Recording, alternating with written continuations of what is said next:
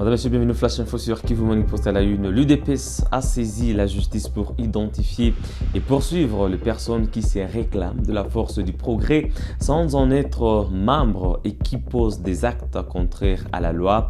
Dans ce cadre, une délégation du parti conduite par Augustin Kabouya a rencontré lundi le procureur général près la Cour de cassation Firmin Mbonde afin de renforcer l'ordre et la discipline au sein du parti de Félix Tshisekedi. Madame et Messieurs de la presse, vous nous voyez ici devant l'office du procureur général près la Cour de cassation. Nous sommes constitués conseil de l'Union pour la démocratie et le progrès social, représenté à cet effet par son secrétaire général, faisant office du président AI du parti.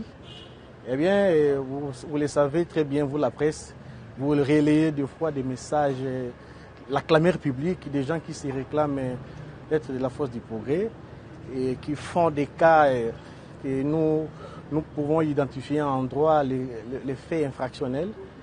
Les partis s'est dit non, ils ne peuvent pas rester indifférents dans ce sens. On doit porter plainte contre les gens qui parlent au nom de la force du progrès alors qu'ils ne le sont pas. Ils commettent des dégâts dans les différents rues, non seulement pour la vie de Kinshasa, mais également sur toute l'étendue de la République démocratique du Congo. Et c'est dans cette même logique que nous avons choisi, nous avons opté pour le parquet général qui a compétence sur toute l'étendue de la République. Ce n'est pas pour seulement regarder pour les cas de la ville de Kinshasa, mais pour d'autres provinces donc, où vous trouverez les gens qui se réclament être de la force du progrès. La force du progrès est un mouvement reconnu à l'UDPS, œuvrant au sein de la Ligue des jeunes, qui a pour mission de mobiliser les membres et non une mission contraire à ce que nous déplorons tous avec les paisibles citoyens qui violent intentionnellement les droits garantis aux particuliers en faisant des cachots illégaux tantôt. Vous constaterez, madame et messieurs de la presse, depuis l'avènement de l'UDPS au pouvoir, depuis 2019, il y a certaines personnes que nous avons connues tous à Kinshasa, des Chegué, des Koulouna tantôt. Et aujourd'hui, ils se font passer les membres de la force du progrès comme si la force du progrès était devenue une ambassade où tous les malfaiteurs peuvent venir se cacher. Donc, ce genre de criminels, nous sommes venus pour les déférer devant la justice et nous avons voulu commencer par les parquets pour les investigations des cas éventuels. Donc, ça ne doit pas se limiter seulement pour la ville de Kinshasa, ça ira partout. Et tout celui qui va se réclamer de la force du progrès qui ne le prouve pas, en tout cas, il sera derrière les barreaux et il sera jugé conformément à la loi. Maintenant, au niveau du parti, qu'est-ce que vous préconisez? Comment savoir que tel est membre de la force du progrès et l'autre ne l'est pas? Quel sera l'élément de différence? Parce que quand on les voit dans les rues en train de manifester, il n'y a aucune différence visiblement. Est-ce que vous avez pris des mesures pour sécuriser les vrais membres de la force du progrès? Comment? Mais il a bien dit tout à l'heure que la force du progrès, c'est un mouvement affilié à la Ligue des jeunes. La Ligue des jeunes, c'est une structure du parti. C'est à partir de la Ligue des jeunes qu'on peut comprendre que tel fait partie de la force du progrès ou pas. Ça ne pouvait même pas être posé comme question. Est-ce qu'il y a des cartes des membres, par exemple, qui peuvent prouver que je suis force du progrès? Parce que s'il n'y en a pas de bouche à l'oreille, c'est difficile. Madame, aujourd'hui, même si vous posez cette question, je peux m'improviser comme médecin au moment où je ne fais pas partie de la corporation des médecins. Ou bien dire aux gens, puisque je m'exprime comme ça, je suis à côté d'un avocat, que je suis avocat, ça ne peut pas se faire. Nous vous avons bien expliqué que la force du progrès, c'est un mouvement affilié à la Ligue des jeunes de l'UDPS. On s'arrête à ce niveau-là. Quand vous demandez, est-ce qu'ils ont des cartes? Ça va, c'est-à-dire vous pouvez demander à tout un chacun la carte, c'est-à-dire même en commençant par certains cadres du parti qui sont avec nous. Vous êtes journaliste, ce n'est pas une journaliste improvisée. Combien de fois l'UDPS était victime des actes de vandalisme par le régime passé? Combien de nos matériels ont été incendiés? Et vous pensez que tout ça, on pouvait garder? Je ne pense pas. Quelqu'un peut avoir la carte. Aujourd'hui, on arrête des faux policiers en tenue, avec des faux cartes de police. Est-ce qu'on peut les accepter comme étant des policiers? La réponse est non. Merci. Merci.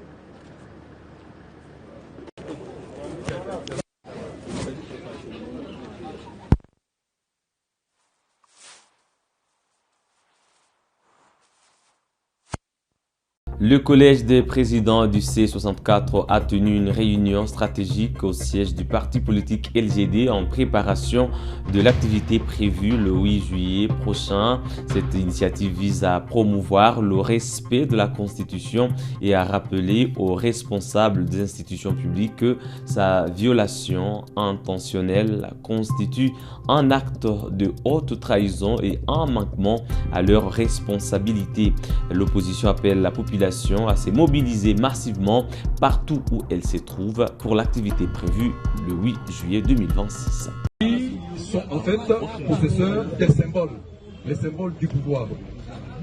Alors, voilà, les présidents des organisations membres de la 64 en appellent à notre peuple, invitent notre peuple, convie notre peuple à se mobiliser comme un seul homme pour être présent au rendez-vous du 8. C'est un rendez-vous important où le peuple va aller au Palais de la Nation pour signifier aux locataires du Palais de la Nation que c'en est fini avec lui. Il a violé son serment constitutionnel. Il a donc démantelé la base légale sur laquelle son pouvoir était assis. C'est le peuple qui lui a fait confiance et qui l'a placé là, et le même peuple désapprouve dorénavant sa présence là au Palais de la Nation. Oui, papa, où est là? Merci, papa.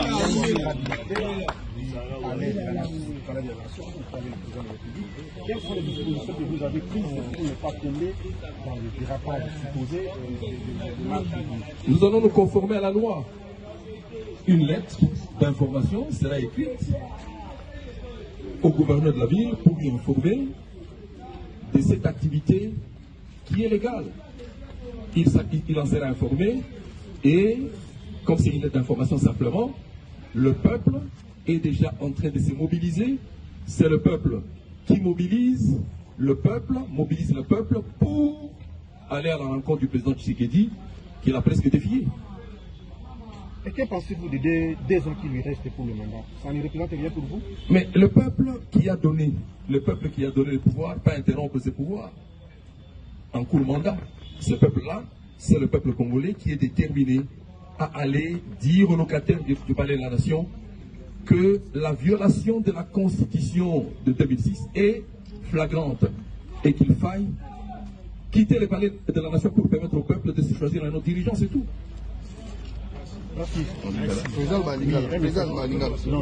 La Lingala, Trobi, peuple congolais, à travers coalition, article 64, Oyo, Ekutanaki, le Lopona, plénière Mounene, il y a mobilisation.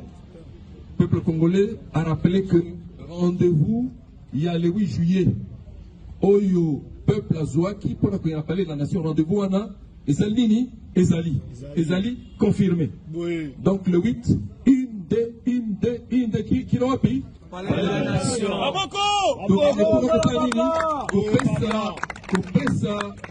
Président Tshisekedi Mbote. Parce que ma camion se passe dans la nini, la Mbote. Bonne nouvelle, plus de 100 patients ont été guéris de la maladie à virus Ebola. Ce résultat est le fruit du travail des équipes de riposte déployées sur le terrain. Grâce à leur engagement, leur professionnalisme et leur dévouement, elles ont franchi une étape importante dans la lutte contre cette épidémie en République démocratique du Congo.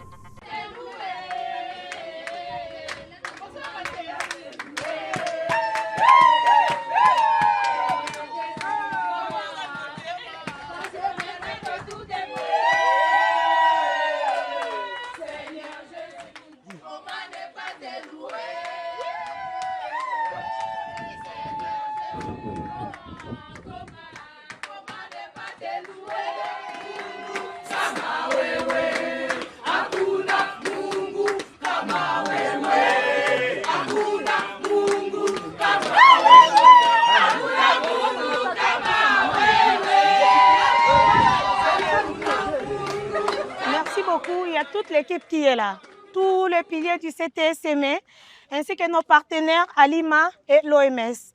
nous sommes dans la joie. Pourquoi? Parce qu'aujourd'hui, nous sommes à notre 19e guéri. C'est une grande joie. Nous tenons à remercier tous nos partenaires.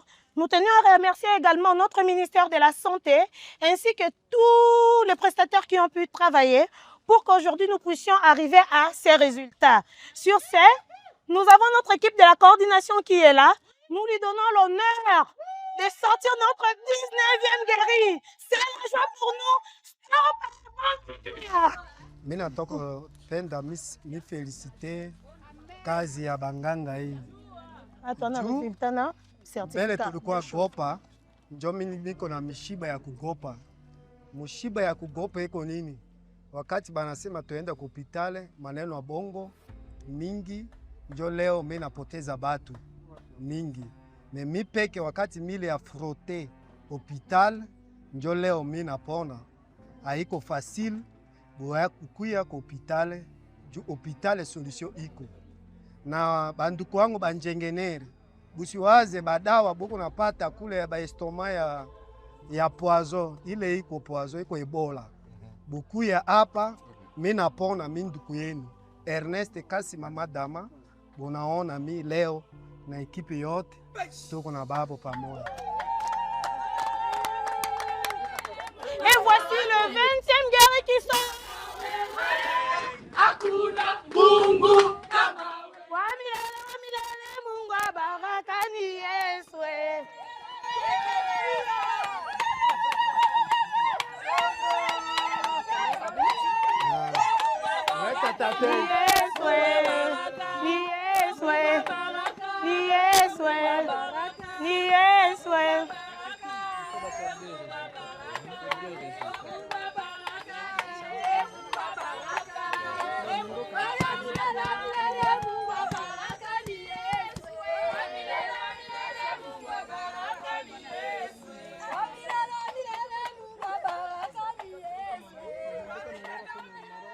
Direction l'est de la RDC pour clôturer ces flash info l'ICCN à travers ses éco-gardes et les FARDC poursuivent les opérations de traque des terroristes EDF dans la région de Béni pour assurer des interventions rapides en cas d'alerte.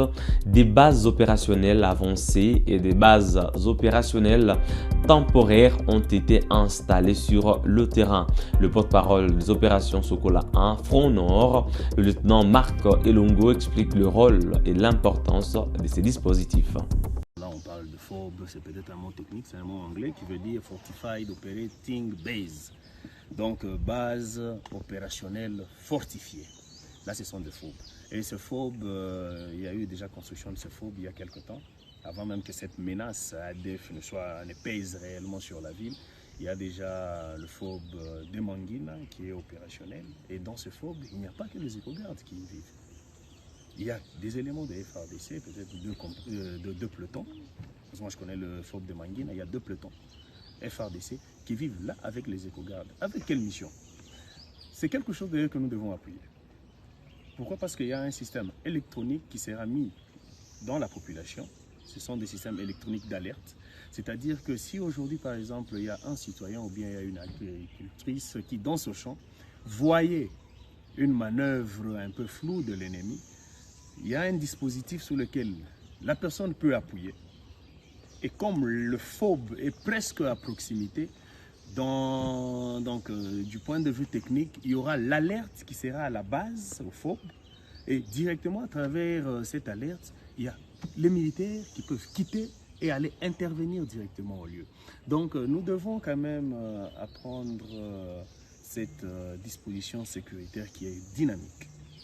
Donc, travailler avec l'ICCN, ça ne date pas d'ailleurs d'aujourd'hui. Ça ne date pas d'aujourd'hui, c'est-à-dire qu'il y aura plusieurs FOB. Il y a le FOB de Manguina, il y a le FOB de Mbao, il y a le FOB qui est ici à Nialeke, d'ailleurs en construction et bientôt ça sera opérationnel. Et pas seulement ça, il y aura plusieurs FOB qui seront construits même du côté de l'Ituri. Même du côté de l'Ituri, il y aura ces FOB qui seront construits. Et à part ces FOB, il y a aussi des TOB. Temporary Operating Base, c'est-à-dire des bases opérationnelles temporaires par rapport à la menace. On peut dire par exemple aujourd'hui qu'il y a une menace qui pèse par exemple sur la ville de Béni.